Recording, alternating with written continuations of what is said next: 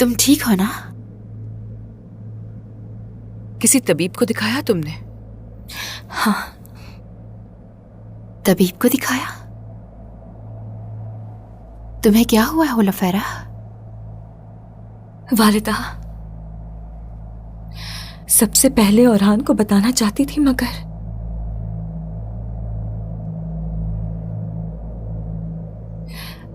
उम्मीद से हूं मैं।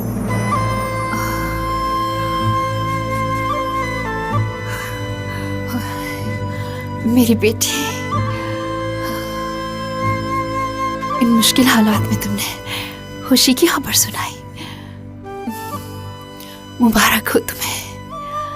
अल्लाह का शुक्र है, बहुत शुक्र है। इंशाअल्लाह अपने माँ बाप के साए में पले बढ़ेगा।